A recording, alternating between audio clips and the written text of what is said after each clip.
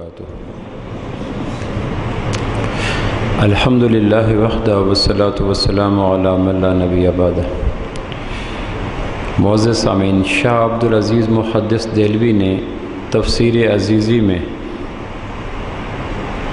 سورہ تکاثر کا شان نزول بیان کرتے ہوئے ایک واقعہ لکھا ہے۔ سورہ تکاثر 30ویں پارے کی 102 نمبر صورت ہے۔ شاہ عبدالعزیز محدث دہلوی شاہ ولی اللہ رحمہ اللہ کے صاحبزادے ہیں۔ بڑی معرکۃ الآراء تفسیر ہے، تفسیر عزیزی۔ اس میں سورہ تکاثر کے شان نزول کے سورہ تکاثر کس واقعہ کے پس منظر میں نازل ہوئی؟ 2 عرب قبیلے بنی عبد مناف اور بنو سہم آپس میں لڑ پڑے، جس طرح عرب میں باقی قبائل تھے۔ لڑنے کی بنیاد وجہ یہ تھی کہ ہر قبیلہ یہ کہتا تھا کہ میں بڑا ہوں، میں آپ سے بہتر ہوں، تم میری بڑائی کو، میری بہتری کو، میرے اعلیٰ پن کو تسلیم کرو۔ قبائلی مزاج کی نفسیات ہوتی ہے اپنے آپ کو بڑا رکھنا، اپنی بڑائی کو ثابت کرنا، برتر ثابت کرنا، یہ قبائلی مزاج کا نظام ہے۔ بنی عبد مناف یہ کہہ رہے تھے بنو سہم کو کہ ہم آپ سے بہتر ہیں، ہماری بڑائی کو تسلیم کرو۔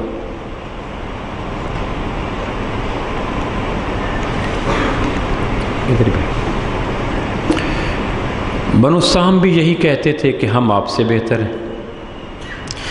اس بہتری کے دعوے کی بنیاد پر دونوں قبیلے لڑ پڑے۔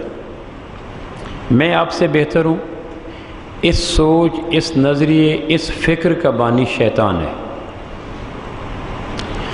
تمام خرابیوں کی جڑ، فساد کی بنیاد، نفرتوں کا سبب، دنیا کو دوزخ بنانے کی وجہ یہ سوچ، یہ نظریہ، یہ فکر ہے کہ میں آپ سے بہتر ہوں۔ کوئی مرض اتنا خطرناک نہیں جتنا یہ مرض خطرناک ہے کہ I am better than you, میں آپ سے بہتر ہوں۔ اس سوچ کا بانی شیطان ہے۔ اللہ کریم نے جب آدم علیہ السلام کو بنانا چاہا تو قرآن مجید کے سورہ بقرہ میں یہ واقعہ آتا ہے، انی جاعل فی الارض خلیفہ، میں ایک اپنا نائب بنانا چاہتا ہوں جو اہل زمین کو میری مرضیات سے آگاہ کرے گا۔ کھانے میں مجھے کیا پسند ہے، پینے میں مجھے کیا پسند ہے، دیکھنے میں مجھے کیا پسند ہے، سوچنے میں مجھے کیا پسند ہے، جذبات، کیفیات، احساسات میں مجھے کیا پسند ہے، میری پسند اور ناپسند کو وہ بتائے گا، اس کو میں خلیفہ کہتا ہوں۔ جب اللہ نے آدم علیہ السلام کی تخلیق کے بارے میں یہ کہا تو فرشتوں نے کہا نحن نسبح بحمدک ونقدس لک اتجعل فیہا من یفسد فیہا ویسفک الدماء۔ آسمان کی مخلوق نے کہا آپ ایسی مخلوق کو خلیفہ بنانا چاہتے ہیں جو فساد کرے گا، جو قتل کرے گا۔ اچھا، انہیں کیسے پتہ چلا؟ ابھی تو آدم بنا نہیں، آدم نے اپنا کام شروع نہیں کیا۔ آدمی کے کمنٹس تب ہوتے ہیں جب کسی کے ساتھ 4 دن رہے۔ آدم کا بھی ڈھانچہ پڑا ہے جنت میں، اس میں روح نہیں پھونکی گئی، اس نے کام نہیں کیا، زمین پہ آیا نہیں، اس کی کارکردگی دیکھی نہیں گئی۔ سو قبل از وقت کسی کے متعلق کمنٹس پاس کرنا یہ تو لاجک وائز بھی ٹھیک نہیں ہے۔ اتجعل فیہا من یفسد فیہا ویسفک الدماء، آپ اس کو خلیفہ بناتے ہیں جو فساد کرے گا، جو قتل کرے گا۔ لیکن فساد کا لفظ قتل سے پہلے انہوں نے استعمال کیا۔ پتہ یہ چلا کہ فتنہ و فساد آسمانی مخلوق کے نزدیک قتل سے بھی بڑا جرم ہے۔ ہر وہ بات جس کے کرنے کے بعد 2 آدمیوں کے بیچ میں نفرتیں پھیل جائیں، اس بات کو فتنہ کہتے ہیں، اس بات کو فساد کہتے ہیں۔ آسمان کی بادشاہت میں، نورانی مخلوق میں، نفوس قدسیہ میں، ملائکہ کی نظر میں یہ 2 جرم کتنے بنیادی جرم تھے۔ انہوں نے آدم علیہ السلام کے حوالے سے جن تحفظات کا اظہار کیا وہ یہ تھا اتجعل فیہا من یفسد فیہا، جو فساد کرے گا، ویسفک الدماء، خون بہائے گا۔ تو اللہ نے فرمایا انی اعلم ما لا تعلمون، میں جانتا ہوں تم نہیں جانتے۔ سوال یہ ہے کہ کیسے پتہ چلا انہیں آدم علیہ السلام یا اولاد آدم کے اندر فتنہ اور قتل کی خوبو عادات پائی جاتی ہیں؟ تو جس طرح حکیم کسی دوائی کے بننے سے پہلے دوائی کے اجزاء دیکھتا ہے کہ یہ کشتہ بنانے کے لیے مجھے یہ چاہیے، یہ چاہیے، یہ چاہیے. ابھی کشتہ نہیں بنا ہوتا، ان اجزاء کو دیکھ کر وہ بتا دیتا ہے کہ اس دوائی کی تاثیر کیا ہوگی. کوئی آدمی کہے کہ ابھی تو دوائی بنی بھی نہیں، استعمال بھی نہیں کیا، تو وہ کہا جائے گا جو اس دوائی کے اندر اجزاء ڈالے جا رہے ہیں ان اجزاء کی صفات میرے سامنے ہیں، لہٰذا یہ کشتہ جگر کے لیے ہوگا، گردے کے لیے ہوگا، گرم ہوگا، خشک تر ہوگا. بھئی قبل از وقت کیسے بتایا؟ کہ اجزاء کی صفات کو دیکھ کر میں نے بتا دیا ہے. ابا آدم جن چیزوں سے بنائے گئے تھے وہ اجزاء فرشتوں کے سامنے تھے، انہوں نے ان کانٹینٹس کو دیکھ کر کہہ دیا تھا کہ یہ چیزیں جن میں مل جائیں ڈیفینیٹ ان کے اندر فتنہ فساد، قتل و غارت کا مزاج پایا جاتا ہے. پھر جواباً کیا کہا؟ نحن نسبح بحمدک ونقدس لک، ہم تسبیح کرتے ہیں، ہم تحمید کرتے ہیں، ہم آپ کی پاکیزگی بیان کرتے ہیں، سو خلیفہ ہمیں بنا دیجیے. اللہ نے فرمایا انی اعلم ما لا تعلمون، مجھے پتہ ہے خلیفہ بننے کے لیے تنہا تسبیح، تحمید، تمجید، تقدیس، تحلیل ہی کافی نہیں، کچھ اور چیزیں بھی ضروری ہوتی ہیں جو تمہارے اندر نہیں ہیں. پھر اللہ نے کہا اسجدوا لآدم، سجدہ کرو. علم آدم الاسماء کلھا، قرآن کے پہلے صفحے پر ہمیں بتلایا گیا کہ دیکھ لو تمہارے حوالے سے آسمان کی مخلوقات کو کیا تحفظات تھے، وہ کام نہ کرنا، فتنے والی باتیں نہ کرنا، قتل و غارت میں شریک نہ ہونا. لمحہ موجود سے تمہارے حوالے سے یہی تحفظات تھے. پھر دیکھ لو اولاد آدم کا طرہ امتیاز، وجہ افتخار، بنیادی حیثیت، نمایاں مقام عبادات نہیں ہے. علم آدم الاسماء کلھا، فرشتے آدم کی جس صفت کو سامنے رکھ کر چاروں شانے چت ہو کے گر گئے تھے وہ صفت آدم کا تقوی، طہارت، تسبیح، تہجد، نماز، تلاوت نہیں تھی، صفت علم تھی، علم. لہٰذا اولاد آدم اگر کائنات پہ غالب ہونا چاہتے ہو تو علم سے اپنا رشتہ مضبوط رکھنا.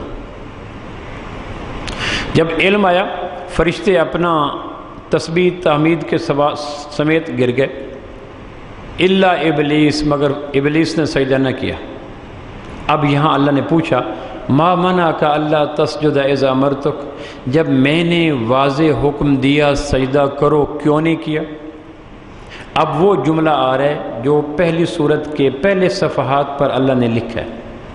سورہ بقرہ بعد میں آ جاتی. نہ ہمیں بتلانا تھا کہ تمہارے متعلق دو خدشات ہیں، فتنہ اور فساد، یہ نہ کرنا. تمہارا طرہ امتیاز علم ہے، مکان نہیں، گاڑی نہیں، عہدہ نہیں، قبیلہ نہیں، علم کو قابو رکھنا. اور تمہارا ازلی ابدی دشمن جس نے تمہاری تخلیق کے حوالے سے ویٹو پاور استعمال کی تھی، اس کو نہ بناؤ، وہ شیطان ہے، اسی کو اپنا دشمن سمجھنا، باقی دشمن نہیں ہیں، اسی کے آلہ کار ہیں. پھر شیطان نے کیا کہا؟ اللہ نے پوچھا ما منعک الا تسجد اذ امرتک، میں نے جب کہا ہے کرو تو تم نے کیوں نہیں کیا؟ تو یہاں وہ جملہ آ رہا ہے، اس نے کہا انا خیر منہ، میں اس سے بہتر ہوں. یہ سوچ، یہ فکر خدا نہ کرے، خدا نہ کرے، خدا نہ کرے کسی آدمی کے دماغ میں آ جائے. جس آدمی کے دماغ میں یہ سوچ بیٹھ جائے میں اس سے بہتر ہوں، پھر اس کی کوئی عبادت آسمان کی بارگاہ میں قبول نہیں ہوتی. اسلام کی تمام تعلیمات کا اصل ہدف یہ ہے کہ اس سوچ کے اوپر کارپٹ بمبارمنٹ کی جائے کہ میں اس سے بہتر ہوں. یہ سوچ دبانا اسلام کا اصل مقصود ہے. جس کے دماغ میں یہ خناس آ گیا کہ میں اس سے بہتر ہوں، وہ اپنے تقوی، طہارت، نماز، حج، عبادات پہ نازاں مت ہو، ہر عبادت بیکار ماز ہوگی. انا خیر منہ، میں اس سے بہتر ہوں. اللہ نے پوچھا اچھا بہتر کیوں ہو؟ کہ خلقتنی من نار وخلقتہ من طین، تو نے مجھے آگ سے بنایا، اس کو مٹی سے بنایا. پہلی بات تو یہ تھی کہ آگ میں وہ کون سی فضیلت ہے جو مٹی میں نہیں ہے؟ آگ میں وہ کون سی خوبی ہے جو مٹی میں نہیں ہے؟ آگ میں وہ کون سا عظیم کام ہے جس کی بنا پر تخلیق آگ کو یہ کہنے کا حق حاصل ہو گیا کہ میں بہتر ہوں؟ دوسرا بالفرض محال اگر مان بھی لیا جائے کہ آگ مٹی سے بہتر ہے، تو تمہارا آگ سے بننے میں تمہارے دست و بازو کا کتنا عمل دخل ہے؟ تمہارے فہم و دانش کا کتنا عمل دخل؟ تمہارے شعور و ادراک کا کتنا عمل دخل ہے؟ تمہاری کوشش اور کاوش کا کتنا عمل دخل ہے؟ وہ صرف جس کے حاصل کرنے میں آدمی کے دل و دماغ کا، فہم و دانش کا، دست و بازو کا کوئی کمال نہ ہو، اس پہ اترانا یہ شیطان کا کام ہے۔ ٹھیک ہے، تم آگ سے بن گئے، تو آگ سے بننے میں تمہارا کیا کمال ہے؟ تم نے کوئی آگ کو بک کروایا تھا، آگ کو آرڈر دیا تھا؟ جب جنوں کے ہاں تمہاری تخلیق ہو رہی تھی تو تم نے خود سجسٹ کیا تھا کہ میرا مینوفیکچرنگ جو مال ہے وہ آگ رکھا جائے۔ پھر یہ ہے کہ جس چیز کے حصول میں آدمی کا عمل دخل ہی نہ ہو، اس پہ اترانا، یہ تو کم ظرفوں کا کام ہے، یہ تو گھٹیا لوگوں کا کام ہے، یہ تو سوچ شیطانی سوچ ہے کہ میں بہتر ہوں، میں آگ سے بنا۔ تو اللہ نے اس کے جواب میں کیا کہا؟ فَاخْرُجْ مِنْهَا فَإِنَّكَ رَجِيمٌ وَإِنَّ عَلَيْكَ لَعْنَةً إِلَى يَوْمِ الدِّينِ۔ اس جملے کے جواب میں اللہ نے دو ایلیگیشن، دو سزائیں دی شیطان کو۔ تو رجیم ہے، تیرے اوپر لعنت ہے۔ رجیم کہتے ہیں ہر خیر سے محروم، لعنت کہتے ہیں ہر شر سے متصف۔ لو جب سے تیرے اندر یہ سوچ آئی کہ میں بہتر ہوں، یہ سوچ ہر شر کا تمہیں مجموعہ بنا گئی اور ہر خیر تم سے دور کر گئی۔ شیطان کوئی عام درجے کا آدمی نہیں تھا، استاذ الملائکہ تھا۔ جنت میں فرشتے اس کے لیے نور کا ممبر بچھاتے، اس پہ بیٹھ کر جبریل میکائیل کو درس دیا کرتا تھا۔ اس درجے کا تھا، کان من الجن، جن ہو کر اللہ کی خصوصی مجلس شورا میں تھا۔ اس درجے کا تھا کہ اللہ سے براہ راست ڈائیلاگز کرتا تھا۔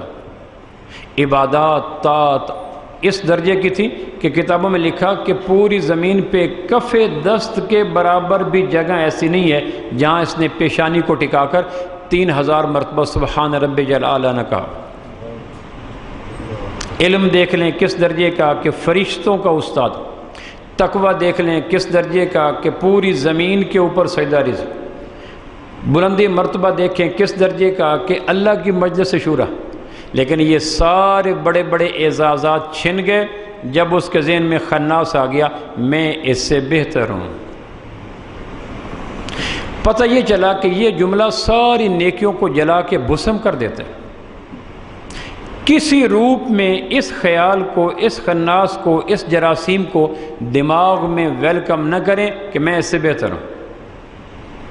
فَاخْرُجْ مِنْهَا فَإِنَّكَ رَجِيمٌ وَإِنَّ عَلَيْكَ لَعْنَةً إِلَى يَوْمِ الدِّينِ۔ دفع ہو جا، قیامت تک کے لیے تیرے پاس خیر کوئی نہیں آئے گی اور قیامت تک تو شر کا مجموعہ رہے گا۔ اب جواب میں یہ کیا کہنے لگا؟ انذرنی الی یوم یبعثون، جب لوگ مر کے اٹھیں گے تب تک مجھے زندگی دے۔ قال انک من المنذرین، تمہیں دے دی گئی، لیکن کہا اتنی لمبی زندگی کو کرے گا کیا؟ تو یہ کہے گا جو چیز مجھے برباد کر گئی وہی چیز اپنے دشمن اولاد آدم کے اندر منتقل کروں گا۔ ثم لآتینہم من بین ایدیہم ومن خلفہم وعن ایمانہم وعن شمائلہم، کبھی دائیں سے، کبھی بائیں سے، کبھی آگے سے، کبھی پیچھے سے۔ یہ سوچ کسی نہ کسی حوالے سے آدمی کے خیال میں انجیکٹ کروں گا، دماغ میں ٹھونسوں گا کہ تو اس سے بہتر ہے۔ اور مجھے پتہ ہے جب یہ سوچ کسی کے اندر پیدا ہوگی، وہ میرے سے بڑا عابد بھی نہیں ہے، وہ میرے سے بڑا عالم بھی نہیں ہے، وہ میرے سے بڑا بلندی اور علو مرتبت کا مالک بھی نہیں ہے۔ جب اتنی بڑی عبادتیں اس سوچ کے ہوتے ہوئے نہیں ٹھہر سکی تو ناقص عبادتیں بھلا کیسے ٹھہریں گی؟ جس طرح ایک آدمی شاہراہ پہ چھری پھیر دے تو کہ اب تمہیں کوئی ضرورت نہیں اس کے ایک ایک عضو کو کاٹنے کی، شاہراہ کٹ کے مر گیا۔ آدمی کی نیکی کی شاہراہ کاٹ دو جب یہ سوچ آ جائے میں اس سے بہتر ہوں۔ دنیا میں حسد اسی مرض سے آتا ہے، حقارت اسی مرض سے آتی ہے، جنگیں اسی مرض سے آتی ہیں، محبتوں کا خاتمہ اسی مرض سے آتا ہے، تکبر کا وائرس اسی وجہ سے لگتا ہے، انا ولا غیری کا شوق اسی میں سے آتا ہے، لڑائی دنگا فساد اسی میں سے آتا ہے، لوگوں کے درمیان گیپ اور ڈیفرنس اور ڈسٹنس اسی مرض سے آتا ہے۔ خدا نہ کرے، خدا نہ کرے، خدا نہ کرے کسی دشمن کے اندر بھی یہ مرض نہ لگ جائے کہ میں اس سے بہتر ہوں۔ کیا ملٹیپل مائلوما اور کیا کینسر اور کیا ہیپیٹائٹس بی اور کیا سی، اس جیسی کھربوں مرضیں اس مرض کے قریب بھی نہیں آ سکتی کہ میں اس سے بہتر۔ اللہ نے کہا چلو بھائی تم کام کرو۔ اب اس دن سے لے کر آج تک اور آج سے لے کر قیامت کی صبح تک شیطان کا سب سے بڑا داؤ تلبیس ابلیس میں علامہ ابن جوزی رحمہ اللہ لکھا ہے کہ 99% لوگ جس میرے داؤ میں آ جاتے ہیں وہ یہ ہے کہ میں اس سے بہتر ہوں۔ اچھا، یہ ڈنگ منتقل کرنے کے لیے وہ 5 راستے، 5 صورتیں، 5 ترتیب اختیار کرتے ہیں۔ اب میں وہ 5 راستے عرض کرتا ہوں اور آپ ان راستوں کے ایکس رے میں اپنے آپ پہ نظر ڈالتے جانا، بشمول میں کہ میں ان میں سے کس راستے کے ذریعے اس کے زد میں آ چکا ہوں۔ پھر اپنے آپ کو فیور نہ دیجیے گا، کیونکہ اس مرض کے ہوتے ہوئے کوئی نیکی کا پودا پنپ نہیں سکتا، اس مرض کے ہوتے ہوئے کوئی نیکی قبول ہو نہیں سکتی۔ اس مرض کے حامل کو حتیم کھود کر دفن کر دو، زمزم سے غسل دے دو، غلاف کعبہ اس کو کفن دے دو، امام کعبہ اس کا نماز جنازہ پڑھا دے۔ ممبر پہ بیٹھ کے کہہ رہا ہوں، جس کو یہ مرض لگ گئی کہ میں اس سے بہتر ہوں، دنیا کی کوئی فیور اس کو فائدہ دے نہیں سکتی۔ یہ سوچ انسانوں کے دماغ میں انجیکٹ کرنے کے لیے، ڈالنے کے لیے وہ 5 راستوں سے آتا ہے۔ ہمیں اپنے ازلی، ابدی، دائمی دشمن کی مکاریوں کو، عیاریوں کو سامنے رکھنا چاہیے۔ پھر ہمیں چچا، ماموں، سسر، ساس، بہن، بھائی، پارٹنر، دوست، یہ دشمن لگیں گے ہی نہیں۔ اور جب یہ نہیں ہوگے، یہ سامنے نہیں ہوگا، تو سب سے بڑا دشمن اپنے عزیز و اقارب۔ سب سے پہلے یہ ذہن میں ڈالتا ہے کہ تیرا قبیلہ، تیری برادری، تیرا خاندان اچھا ہے، اس کا خاندان گھٹیا ہے۔ یہ اتنا خوفناک مرض ہے کہ 99% تہجد گزار بھی اس مرض کے اندر ہے۔ ہر دور میں جاہلوں نے، شیطان کے ایجنٹوں نے، دجال کے قیدیوں نے کچھ برادریوں کو بڑا بنایا، کچھ برادریوں کو چھوٹا بنایا، ہر دور کے اندر۔ سورہ حجرات میں، قرآن مجید میں واضح کہا تھا، ایک آدمی غیبت کر رہا تھا، آپ علیہ السلام فرمایا قرآن کو کیوں جھٹلاتا ہے؟ اس نے کہا جی میں تو قرآن پہ ایمان رکھتا ہوں۔ کہا ایمان رکھتا ہے تو قرآن کی مان؟ قرآن تو کہتا ہے وَلَا يَغْتَبْ بَعْضُكُمْ بَعْضًا أَيُحِبُّ أَحَدُكُمْ أَن يَأْكُلَ لَحْمَ أَخِيهِ مَيْتًا فَكَرِهْتُمُوهُ۔ قرآن تو کہتا ہے کہ کسی بھائی کی غیبت نہ کرو، اور تو غیبت کر رہا ہے۔ جو آدمی قرآن کے احکام کے خلاف کرتا ہے وہ قرآن کا مذاق اڑاتا ہے۔ آپ نے فرمایا قرآن کا مذاق نہ اڑا، قرآن کی بد دعائیں دونوں جہانوں میں تیرا کوئی کام سیدھا نہیں ہونے دیں گی۔ اس نے کہا جی میں بھلا قرآن کا مذاق کب اڑاتا ہوں؟ آپ نے فرمایا جو قرآن کے احکام کو جاننے کے باوجود اس کے خلاف چلتا ہے، ان ادر سینس وہ قرآن کا مذاق ہی تو اڑاتا ہے۔ شیطان آگے کہتا ہے تیری برادری بڑی اچھی، تیرا قبیلہ بڑا اچھا ہے، اور یہ نیچ برادری کا، کمی برادری کا، گھٹیا برادری کا، 2 نمبر برادری کا، اور میرا قبیلہ یہ تو جبریل سے حسب نسب رکھتا ہے۔ جو اپنے قبیلے پہ ناز کرتا ہے اس کو اپنے 5ویں باپ کا نام تو پوچھو، اپنے 5ویں باپ کا نام تو بتاؤ۔ ایسا تو نہیں ہے کوئی ہندو ہو، ایسا تو نہیں ہے کوئی سکھ ہو، 5ویں باپ کا نام نہیں آتا۔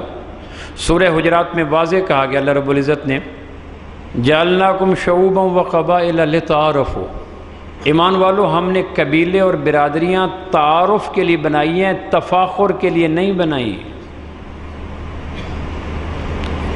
برادریاں پہچان کے لیے ہوتی ہیں، حسب نسب اٹھان کے لیے نہیں ہوتے۔ اگر برادریوں کی وجہ سے آدمی بڑا بنتا تو پھر بڑا ابو لہب کو بننا چاہیے تھا، جو نجیب الطرفین تھا، جس کی ماں ہاشمی، جس کا باپ ہاشمی، خود سید، بیت اللہ کا متولی اور بیت اللہ کا گدی نشین۔ لیکن بلال کو پھر سیدنا بلال نہیں کہنا پڑے گا، کیونکہ بلال تو بلال بن رباح ہے، حبشی ہے، اور اس دور کے جاہلوں کے مطابق چھوٹی قوم سے تعلق رکھتے ہیں۔ لیکن بلال سیدنا بلال ہو گئے، اور بڑے خاندان والا تبت یدا ابی لہب و تب ہو گیا۔ بلال دفن ہوئے دمشق میں، یہ واحد صحابی ہے جو دفن کہیں ہوا اٹھے گا کہیں سے، باقی دنیا کا ہر انسان جہاں دفن ہوا وہیں سے اٹھے گا۔ بلال دمشق میں دفن ہوا، اٹھے گا امام کائنات کے قدموں سے اذان دیتا ہوا۔ اور قیامت والے دن اس کی اذان پوری کائنات کے انسان سنیں گے۔ قرآن نے کہا برادریاں تفاخر نہیں ہیں، کسی برادری کو نیچ مت سمجھو، کسی برادری کو گھٹیا مت سمجھو۔ یہ انگریزوں کی سازش تھی، کام کرنے والوں کو نیچ بنا دیا، نکموں کو سردار بنا دیا تاکہ یہ امت کام کے قابل نہ رہے۔ آخری حجۃ الوداع کے موقع پر جو آپ نے خطبہ ارشاد فرمایا تھا، اس میں یہ بات فرمائی تھی، لوگوں کسی کے قبیلے پہ تانا مت دینا، ورنہ قیامت والے دن میرے سے شفاعت کی توقع مت رکھنا۔ ہمارے 90% لوگ ہوئے اس قوم کا آدمی، یہ فلاں برادری کا آدمی میرے سے بات کرتا ہے، تو نبیوں کی اولاد ہے، تو پیغمبروں کی اولاد ہے، تیری برادری کو سردار قرآن نے کہا ہے، تیری برادری کو سردار رسول رحمت نے کہا ہے، تیری برادری کا تعلق کسی صحابی سے جا کے ملتا ہے، 5ویں پشت پہ کہیں یا مندر میں گھنٹیاں دے رہا ہے یا گرجے گھر میں بیٹھا ہے، ہندو سکھ کی 5ویں پشت کی اولاد آج فخر کرتا ہے اور دوسرے مسلمان کو حقیر جانتا ہے۔ کیوں؟ حضور نے فرمایا برادریوں کے بنا پہ تانا دینے سے باز آ جاؤ، ورنہ گٹر کے کیڑوں سے بھی ذلیل ہو جاؤ گے۔ برادریوں کے بنا پہ کسی کو تانا نہ دو۔ یہ وہ مرض ہے جو دینداروں میں دنیا داروں کی نسبت زیادہ لگی ہوتی ہے۔ میری برادری بڑی ہے، پھر ہمارے وطن عزیز میں برادریوں کی طرف خواہ مخواہ صفات منسوب کی ہوتی ہیں، یہ بزدل ہوتے ہیں، یہ بیوقوف ہوتے ہیں، یہ پاگل ہوتے ہیں، یہ کنجوس ہوتے ہیں، یہ ان پڑھ ہوتے ہیں۔ یہ خود ساختہ ایک فرد نہیں، پوری برادری کی طرف ایک لیبل لگا دی۔ حجۃ الوداع کے موقع فرمایا تھا کسی عربی کو اجمی پر، کسی کالے کو گورے پر کوئی فخر نہیں ہے، کوئی فخر نہیں ہے۔ بلال رضی اللہ عنہ کو ابو ذر رضی اللہ عنہ نے تانا دے کے کہا، او حبشن کے بیٹے۔ سیدنا بلال عربوں میں اس دور کے اندر سب سے نیچ قوم حبشی تھے، جیسے ہر زمانے کے پاگل لوگوں نے قوموں کی تفریق کر رکھی ہوتی ہے، اس دور کے پاگل مینٹل اور دجال کے قیدیوں کی تفریق یہ تھی، حبشی نیچ قوم کے ہوتے ہیں۔ عربوں میں عصبیت سب سے زیادہ تھی، اس لیے عرب اپنے آپ کو عرب کہتے تھے، دنیا کے سارے لوگوں کو نیچ اور عجم کہتے تھے، گونگے لوگ، پاگل لوگ، اور اپنے آپ کو عرب فصیح و بلیغ۔ 9 ذی الحج 10 ہجری کو عرفات کے میدان میں جمعے کے دن امام کائنات نے آخری خطبے میں کہا تھا کسی عربی کو اجمی پر کوئی فضیلت حاصل نہیں ہے۔ برادریاں پہچان کے لیے ہوتی ہیں، برادریاں اٹھان کے لیے نہیں ہوتی۔ اللہ کی قسم کبیرہ گناہ ہے کسی کی برادری کی طرف تانا دینا، اور کبیرہ گناہ وہ ہوتا ہے جو توبہ کے بغیر معاف نہیں ہوتا۔ اور خدا نہ خواستہ کسی کے دماغ میں یہ خناس بھر جائے تو وہ اپنے ماتھے کے اوپر جوتے کے برابر پھیلے ہوئے محراب پہ فخر مت کرے۔ اولاد آدم کو نیچ سمجھنے والے کو خالق کے کائنات کبھی بلند نہیں کرتے۔ ابو ذر نے کہہ دیا، او حبشن کے بیٹے، یہ ایک جملہ برادری پہ چوٹ تھی۔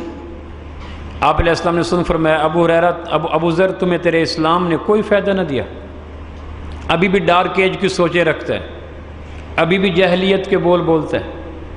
حبشن کے بیٹے کو کس نے حبشن کا بیٹا بنایا؟ پھر فرمایا کہ عزت اور بڑائی تقوی سے ہے، برادریوں سے نہیں ہے۔ یہ غلط کانسیپٹ ہے کہ فلاں قوم کی سین کو سلام، فلاں قوم کی میم کو سلام، کوئی سلام نہیں ہے۔ سلام ہے تو صرف تقوی کو ہے، اور مذمت ہے تو برے کاموں کی ہے۔ وہ کوئی قوم کر لے بری ہے، اور جو اچھا کرے کوئی قوم کر لے وہ سردار ہے۔ حضرت بلال کو فاروق اعظم کہا کرتے تھے، میرا سردار ہاشمی تھے، فاروق اعظم ہاشمی تھے۔ کہا ہمارا سردار آ گیا۔ جب حضرت بلال آتے اپنے کندھے کی کمبلی یا سر کی پگڑی اتار کر نیچے بچھا کے، ہمارا سردار آ گیا، ہمارا سردار آ گیا۔ اگر شیطان نے کچھ قوموں کے حوالے سے دماغ میں یہ انجیکٹ کر رکھا ہے، نفل پڑھ کر اللہ سے توبہ کریں، پروردگار تیرے بنائے ہوئے بندے جن کو تو نے لقد خلقنا الانسان فی احسن تقویم کا، جو تیرے محبوب کی امتی، تیرے قرآن کو ماننے والے، تیرے بیت اللہ کی طرف رخ کر کے نماز پڑھنے والے اور تیرے قرآن کی تلاوت کرنے والے، تیرا قرآن انہیں خیر امت ڈکلیئر کرے۔ مجھے انگریزوں کی سوچ نے یہ بتایا تھا یہ کمی ہے، تیرے نبی نے بتایا تھا یہ افضل ہیں۔ پروردگار میں نے ایمان تیرے نبی پہ لایا تھا، انگریزوں کی سوچ کو جھٹک کر میں نے جس کو آج تک کمی کہا، نیچ کہا، گھٹیا کیا کہا میں اس جرم عظیم سے معاف کرتا ہوں، توبہ کرتا ہوں، مجھے مہربانی کر کے معاف فرما۔ ورنہ کوئی تہجد پہ، تسبیح پہ، تلاوت پہ، عمرے پہ، حج پہ، جہاد پہ ناز مت کرے۔ برادریاں کوئی بڑی نہیں ہوتی، جس طرح نام پہچان کے لیے ہوتے ہیں۔ اوکاشا، تو ایک آدمی کہے میں آپ سے افضل ہوں، کیوں کہ میرا نام اوکاشا ہے، تو کہا جائے گا یہ پاگل پن کی اعلیٰ سوچ ہے۔ اوکاشا نام اس لیے رکھا گیا تاکہ جب 20 بندوں میں اوکاشا نام پکارا جائے گا تو سارے اپنے گردنوں کو نہیں موڑیں گے، تو موڑ لے گا۔ سو برادریاں پہچان کے لیے ہیں، تفاخر کے لیے نہیں ہیں۔ تو پہلی گزارش ہے، شیطان یہ ڈالتا ہے میں فلاں برادری سے ہوں، اس لیے اپنے نام کے ساتھ برادری کا ٹچ نہ دیا کریں تو بہتر ہے،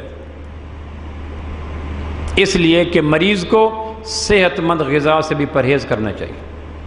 ایک آدمی کو کہتا ہے دودھ نہ پیو کا دودھ حرام ہے، شہد نہ کھاؤ کا حرام ہے، کھجور نہ کھاؤ کا حرام ہے، تربوز نہ کھاؤ کا حرام ہے، کہ نہیں حلال ہیں لیکن تیرا اندر کا نظام انہضام اتنا خراب ہے کہ حلال چیزیں بھی وہ قبول نہیں کرے گا۔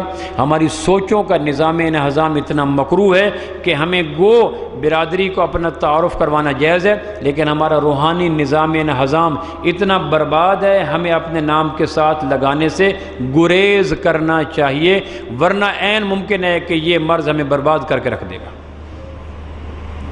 اسی سے تو عصبیت آتی ہے، میری برادری کا بندہ کام ہونا چاہیے۔ مسلمہ کذاب کے ماننے والے جھوٹے امتی سے ایک مسلمان نے کہا تھا تمہیں یقین نہیں ہے مسلمہ کذاب جھوٹ ہے عہد صدیقی میں؟ اس نے کہا جھوٹ ہے، تو اس نے کہا پھر تم اس کو نبی مانتے ہو، ہمارے نبی کو کیوں نہیں مانتے؟ اس نے کہا ہمارا جھوٹا نبی ہمارے قبیلے کا نبی ہے اور ہمیں اپنے قبیلے کا ساتھ دینا پڑتا ہے۔ آج بھی دیکھ لیں سیاست کے نام پر، برادریوں کے نام پر، اپنی برادری ہے جس کا خیال رکھیے گا، کون برادری ہے؟ تو یہ ایک بڑا خوفناک زہر ہے۔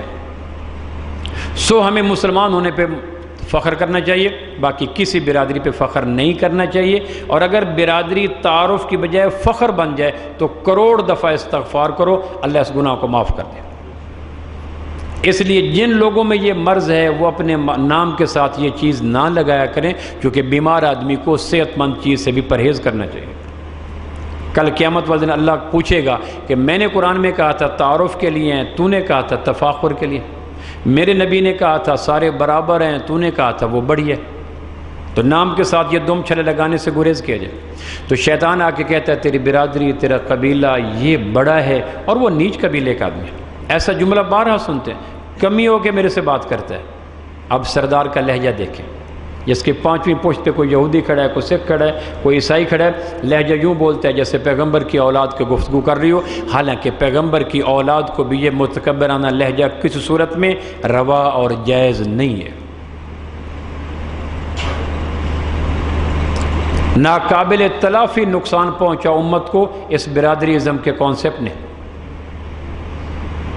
حضور علیہ السلام نے واضح فرمایا تھا جو آدمی برادری کی بنیاد پہ لوگوں کو اکٹھا کرے، ہم ایک برادری ہیں، ہم ایک قوم والے ہیں، ہم ایک زبان والے ہیں، ہم ایک پروفیشن والے ہیں، ہم ایک علاقے والے ہیں، ہمیں اکٹھا ہو جانا چاہیے، جبکہ میں نے اکٹھا ہونے کی بنیاد کلمہ دیا تھا، قرآن دیا تھا، جو میری بنیاد کو دیں بیں کر دے اور اپنی خود ساختہ بنیادوں کو آگے رکھے، یہ مر جائے تو اس کا جنازہ بھی نہ پڑھو، اس کو مسلمانوں کے قبرستان میں دفن بھی نہ کرو۔ یہ عصبیت کو جنم دیتا ہے، نفرت کو جنم دیتا ہے، حقارت کو جنم دیتا ہے، ظلم کو جنم دیتا ہے۔ جانتا ہے کہ یہ آدمی ڈیزرونگ کیس ہے، اس کو جاب ملنا چاہیے، لیکن اس کی کم نصیبی یہ ہے کہ میری برادری میں یہ جنم کیوں نہیں لے سکا۔ کتنا حق ضبع ہو جاتا ہے، کتنے ٹیلنٹ ضائع ہو جاتے ہیں، کتنے اچھے لوگ گر جاتے ہیں صرف اس ناقص، مکروہ، غلیظ اور متعفن سوچ کی وجہ سے۔ اس کو نقصان کوئی نہیں ہوگا، نقصان مجھے ہو گیا، کیونکہ اس کے نفع اور نقصان کا تعلق اعمال ہے۔ تو پہلی سوچ یہ ہوتی ہے تیری برادری اچھی ہے، اس سے بچا جائے۔ اس لیے آپ علیہ السلام نے اپنی سگی پھپھوزاد بہن زینب بنت جحش کا نکاح کر دیا تھا ایک غلام زید کے ساتھ، حالانکہ زینب آپ کی ریئل پھپھو امیمہ کی صاحبزادی تھی، ان کی ماں ہاشمی، اس کا باپ ہاشمی، اور زید اوکاز کے میلے میں حکیم بن حزام نے خریدا تھا۔ ڈاکوؤں نے اس کے قبیلے سے اس کو چرایا تھا، لا کے بیچ دیا۔ اوکاز کے میلے میں بکتا بکایا ننھا منھا سا بچہ حکیم بن حزام نے اس کو خرید لیا۔ شادی کے موقع پر ماں خدیجہ کو گفٹ کر دیا۔ ماں خدیجہ نے پھر شادی کے بعد امام کائنات کو تحفہ دے دیا۔ وہ بچہ جو ایسے بکتا بکاتا آیا، جس کے ماں باپ کا دیر تک پتہ نہ چلا، اس کی شادی حضور نے کر دی اپنی پھپھو زاد بہن زینب کے ساتھ، تاکہ برادریوں کا بت اگر نبوت نہ توڑتی تو قیامت تک اس بت کو توڑ کوئی نہیں سکتا تھا۔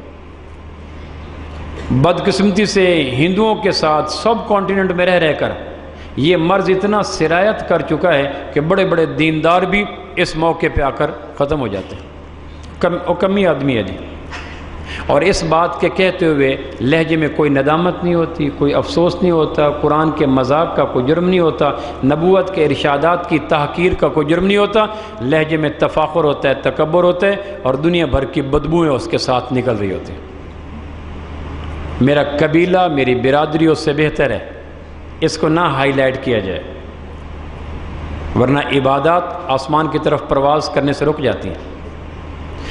دوسرا شیطان آ کر یہ کہتا ہے میرے پاس دنیاوی چیزیں اس سے زیادہ ہیں، اس کے پاس کرایہ کا مکان ہے، میرے پاس ذاتی کوٹھی ہے، اس کے پاس 1.5 مرلے کا مکان ہے، میرے پاس 4 کنال کی کوٹھی ہے، اس کے پاس 2005 ماڈل کار ہے، میرے پاس 2013 ماڈل کار ہے، اس نے عام سا کھدر پہنا ہوا ہے، میں نے بوس کی پہنی ہوئی ہے، اس کا جوتا عام سا ہے، میرا جوتا بڑا قیمتی ہے، اس کے پاس دنیا کوئی نہیں، میرے پاس بہت بڑی دنیا ہے۔ یہ خیال اکٹھا کر کر کے شیطان کہتا ہے یہ تو ہے، اس آدمی کی کیا وقت ہے میرے ساتھ سلام دعا کر سکے یا میں اس کو دسترخوان پہ بٹھا سکوں۔ اندازہ نہیں کرتے ابو ذر رضی اللہ ربضہ کے مقام پہ بیٹھے تھے، تو جو چادر انہوں نے پہنی ہوئی تھی وہی چادر ان کے غلام نے پہنی ہوئی تھی۔ ایک آدمی نے کہا ان دونوں چادروں کو اکٹھا کر کے آپ اپنا پورا سوٹ بنا لیتے۔ کہنے لگے نا مجھے وہ دن یاد ہے جب میں نے بلال حبشی رضی اللہ عنہ کو کہا تھا او کالی ماں کے بیٹے، آپ نے اس وقت ناراض ہو کو فرمایا تھا ابو ذر مجھے افسوس ہے تیرے اندر ابھی تک اسلام داخل نہیں ہوا، ایمان داخل نہیں ہوا، میری تعلیمات کا نور منعکس نہیں ہوا، مجھے افسوس ہے کہ جاہلیت کی بو تیرے اندر نہیں گئی۔ اگر یہ تیرا جملہ سمندروں کے اندر ڈال دیا جائے تو مچھلیاں مر جائیں، ہواؤں کے اندر کھول دیا جائے پنچھی مر جائیں، جنگلوں کے اندر کھول دیا جائے جانور مر جائیں، کائنات میں کھول دیا جائے کوئی زیرو انسان زندہ نہ رہے، تو نے آدم کے بیٹے کو، قرآن کے ماننے والے کو ایک ماں کا حوالہ دے کر حقیر جانا تو کیوں جانا؟ اس موقع پر میرے نبی نے فرمایا تھا کہ بہتر مسلمان وہ ہے جو خود کھائے ملازم کو وہی کھلائے، جو خود پہنے ملازم کو وہی پہنے۔ یہ میری بکریاں چلاتا ہے، میرے ذہن کی دیواروں میں وہ جملہ چپک گیا کہ میں نے جو پہننا ہے غلام کو وہ پہنانا ہے، جو میں نے کھانا ہے غلام کو وہ کھانا ہے۔ ہمارے ہاں کتنے بڑے بڑے تہجد گزار کہتے ہیں جی ڈرائیور کو کھانا دے کے آؤ، ہم اندر کھانا کھا رہے ہیں۔ اور ڈرائیور کا قصور کیا ہے؟ صرف یہی ہے نا کہ اس کے پاس 4 پیسے نہیں ہیں، اور کیا قصور ہے؟ این ممکن ہے کہ یہ صاحب ڈرنک کرتے ہو، این ممکن ہے یہ صاحب ٹن پیک ہو، این ممکن ہے یہ صاحب سود کا کاروبار کرتے ہو، این ممکن ہے یہ صاحب آسمان کی دنیا میں غلیظ ترین ہو، لیکن ڈرائیور کو کھانا دیا، ڈرائیور کو باہر بٹھا دو، ڈرائیور کو ساتھ کو بٹھایا، ڈرائیوروں کا کھانا بعد میں دیا جائے گا۔ وہ کس یہ ڈیفرنس کیوں ہے؟ اس لیے کہ اس کے ذہن میں یہ نہیں ہے کہ وہ سمجھتا ہے اس کے پاس چونکہ دنیا نہیں ہے اس لیے یہ کمتر ہے، چونکہ میرے پاس دنیا ہے اس لیے میں برتر ہوں، اور میں برتر ہوں مجھے اچھے ڈنر ہال میں اور ڈائننگ ہال میں کھانا چاہیے، اور چونکہ یہ کمتر ہے اس کو پلیٹ دے کر کار کے بیر لان میں بیٹھ کے کھا لے گا۔ یہ جو برتر اور کمتر کا کانسیپٹ آیا اس کی اگر بیس اور کھرا تلاش کیا جائے تو اس کے علاوہ کوئی نہیں کہ اس کے پاس 4 پیسے آ گئے ہیں یا مادی نقشے آ گئے۔ حضرت ابو ذر نے کہا میں نے اپنے ڈرائیور کو وہی چادر پہنائی، یعنی اپنے ملازم کو جو میں نے پہنی، ہم کھانا اکٹھا کھاتے ہیں۔ مجھے میرے نبی یہ کہہ گئے تھے کہ ابو ذر اپنے غلاموں کو اپنے سے الگ نہ کرنا، جو کھانا ان کو کھلانا، جو پہننا ان کو پہنانا۔ بہت تھوڑے لوگ ہوتے ہیں جو اس برساتی سانپ کے ڈنگ سے بچ جاتے ہیں کہ میرے پاس پیسے ہیں تو کیا ہوا۔ اور نبوت نے کیا تشبیہ دی؟ اگر دنیا مچھر کے پر کے برابر بھی ہوتی، برسات کے مہینے میں جب یہ پتنگے زمین کے سوراخوں سے نکلتے ہیں تو ایسے جھرمٹ کے جھرمٹ ہوتے ہیں، اور صبح دم جب جاگ دیکھیں تو لاکھوں پر وہاں بکھرے پڑے ہوتے ہیں۔ کبھی کسی انسان کے جی میں کروڑ میں حصے میں آیا کہ کاش یہ پر میرے پاس ہوتے، یا پر میں اپنے گھر رکھ لیتا، یا پروں کو اٹھانے کی کبھی تمنا پیدا ہوئی۔ نبوت نے دنیا کی بے وقتی کو زہر کرنے کے لیے، تاکہ کل کلاں قیامت والے دن شیطان تمہیں دنیا کی بنا پر ڈنگ نہ مارے، کتنی بلیغ، جامع، عمدہ اور کمپریہنسو تشبیہ دی۔ فرمایا اگر دنیا کی وقت تمہارے رب کے نزدیک اس کروڑوں مچھروں کے پر میں سے ایک پر کے برابر بھی ہوتی تو کافر کو پروردگار پانی کا ایک گھونٹ بھی عطا نہ کرتا۔ سو نئے ماڈل کی کار، کھلا گھر، اس بنیاد پہ نہ کیا کریں۔ ایک کم ظرف لوگوں کا کام ہے جو اس چیز کو برداشت نہیں کر سکتے۔ ہماری ماں حوا، ہمارا باپ آدم، ہمارا نبی امام کائنات، ہماری کتاب قرآن، ہمارا توجہات کا رخ قبلہ، اور ہم اللہ کو ماننے والے، باقی ساری چیزیں اونچ اور نیچ ہیں۔ اور ویسے بھی گھروں میں کام کرنے والے ہم ان کے مالک نہیں ہوتے، ہم ان کے کیئر ٹیکر ہوتے ہیں، ہم ان کے گارڈین ہوتے ہیں۔ پروردگار نے میرے گھر میں 10 نوکر رکھے، آپ کے گھر میں 15 نوکر رکھے، یہ گاڑی کا نوکر، یہ کچن کا نوکر، یہ بچوں کا نوکر، یہ پھلواڑی کا نوکر، یہ نوکر، اور یہ میرے کارخانے کا نوکر۔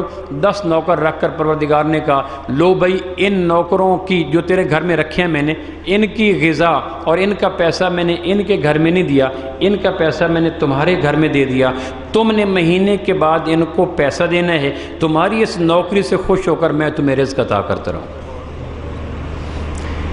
مت سمجھیں کہ ہم ان کو دے رہے ہیں، بلیو می کہ ہم اللہ کا عطا کردہ ان کا رزق جو ہمارے گھر میں آیا پڑا ہے، ہم ان کو ڈیو ٹائم پہ دیں، عزت کے ساتھ دیں، جھکتا ہوا دیں، احسان کے ساتھ دیں۔ اللہ کہے گا ہاں بھائی واقعتاً جو رزق میں نے اس کے گھر میں اپنے بندوں کا رکھا تھا، یہ اس میں دائیں بائیں نہیں کرتا، ماتھے پہ بل نہیں لاتا، اس کو قسطوں میں نہیں دیتا، ڈانٹ ڈپٹ کے نہیں کرتا، ٹائم آگے پیچھے نہیں کرتا، چھوٹی چھوٹی بات پہ نکال نہیں دیتا، یہ ڈیو ٹائم پہ ان کا رزق دیتا ہے۔ لو بھائی یہ نوکری صحیح کر رہا ہے، لہٰذا اس کے جسم میں صحت بھی دو، اس کے گھر میں برکت بھی دو، اس کو سکون بھی دو، کیونکہ یہ آسمان کی نوکری کو صحیح کر رہا ہے۔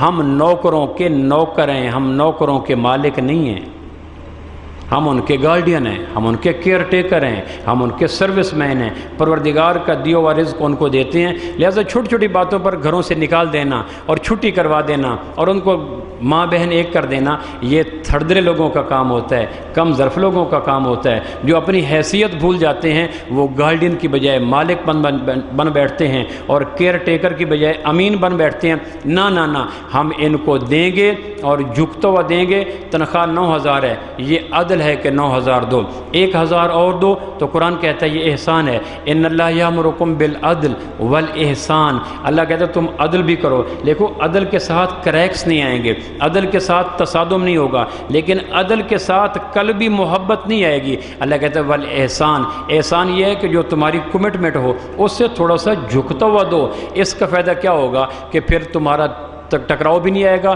اور تم دونوں کی قلبی محبت بھی قائم آ جائے گی۔ سو یہ آدمی اللہ دیکھتا ہے طے ہوا 9000 دیتا ہے 10000، طے ہوا 10000 دیتا ہے 12000، کبھی شاپر دیتا ہے، کبھی سردی گرمی کے کپڑے دیتا ہے، کبھی کام میں معاونت کرتا ہے، کبھی تھکن کو دیکھ کے کہتا ہے آرام کر لو، کبھی اس کی جینوئن مجبوری کو دیکھ کر اس کی مدد کر دیتا ہے۔ اللہ کہتا ہے بھئی یہ عدل بھی کرتا ہے، احسان بھی کرتا ہے، نوکری ٹھیک کرتا ہے، لہٰذا اس نوکری سے خوش ہو کر اس کو 4 پیسے وقت پہ زیادہ دے دیا کرو، ورنہ اگر دنیا مچھر کے پر کے برابر ہوتی تو کافر کو پانی کا گھونٹ نہ ملتا۔ تشبیہات کے جہان میں دنیا کی بے وقتی کو ثابت کرنے کے لیے کتنی بلیغ ترین تشبیہ ہے، تاکہ کل کلاں کو یہ نہ کہے کہ میرے پاس پیسے زیادہ تھے، مال زیادہ تھا، گاڑیاں زیادہ تھیں۔ اس بات کا انسانی عظمت کردار سے کوئی تعلق نہیں ہے۔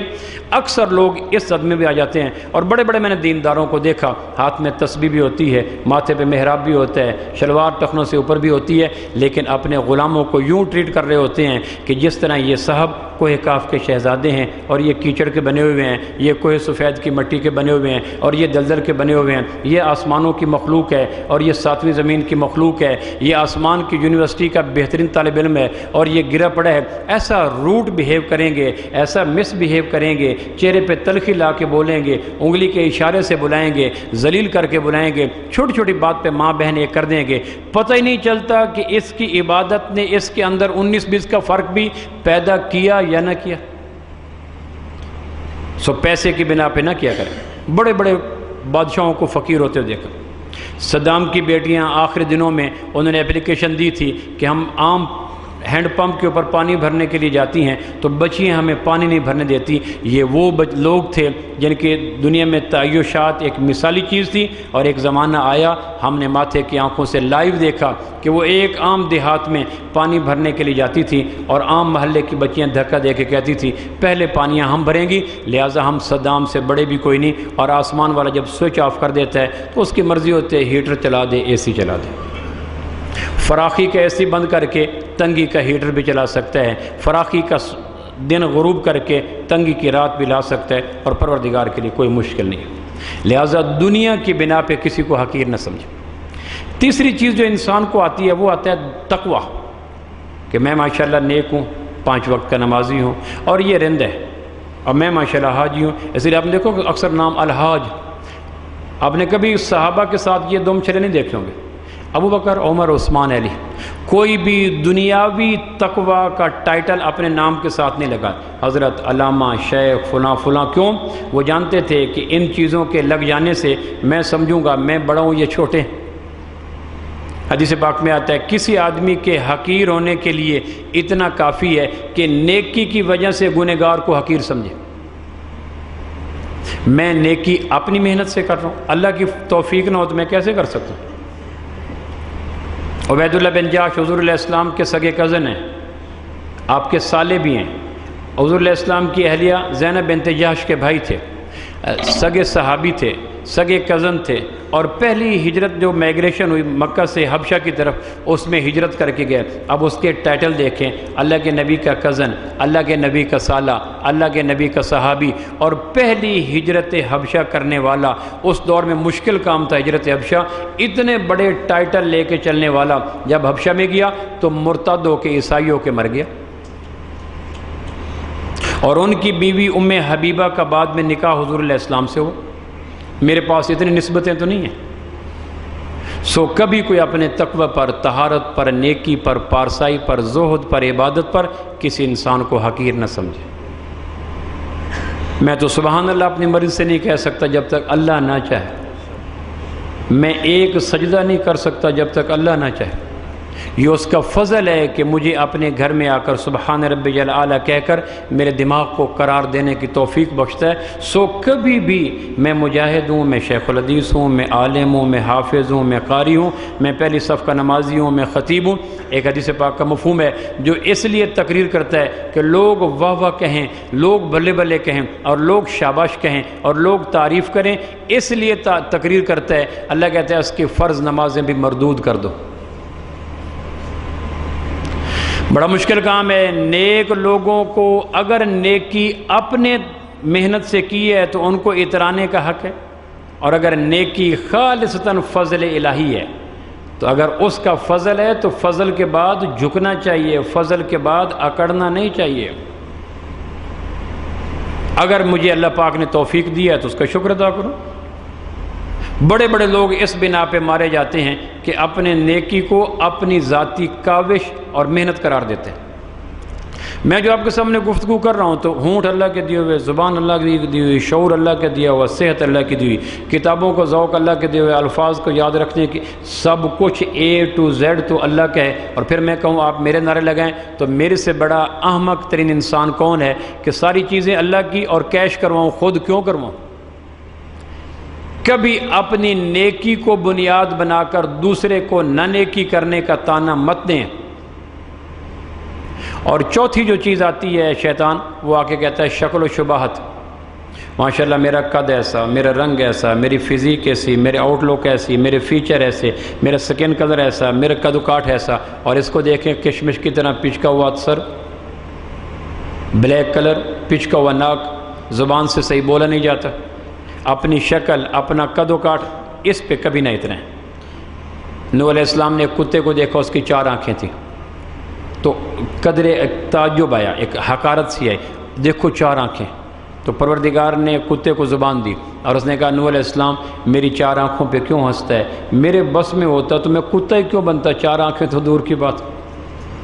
اللہ نے آپ کو نبی بنایا ہے، اولو العزم نبی بنایا ہے، رسول بنایا ہے، عظیم ترین بنایا ہے، اپنے عظیم ترین ہونے پہ شکر کر، میرے ذلیل ترین ہونے پہ تانا مت دے۔ دونوں کو ایک ہی ذات نے ڈیزائن کیا ہے۔ میرے مقدر میں ذلیل ترین مخلوق ہونا آیا ہے، آپ کے مقدر میں عظیم ترین مخلوق ہونا آیا ہے، تو اس اللہ کے احسان پر شکر کر، تنقید نہ کر۔ کل قیامت والے دن میں پوچھوں گا تیرے سے کہ پروردگار، نوح نے میری 4 آنکھوں پر تنقید کر کے، تنقید میرے اوپر نہیں کی تھی، تنقید آپ پہ کی تھی۔ تعمیر پہ تنقید دیوار کی بے عزتی تو نہیں ہوتی، لباس پہ تنقید لباس کی رسوائی تو نہیں ہوتی، زیور کی فنشنگ کی تنقید زیور کی بات تو نہیں ہوتی، تعمیر پہ تنقید بات معمار پہ جاتی ہے، لباس پہ تنقید بات درزی پہ جاتی ہے، زیور پہ تنقید بات سنار پہ جاتی ہے، اور کسی آدمی پہ تنقید بات بولو کہاں جاتی ہے؟ بولو جی، سنت ادا فرمائیں۔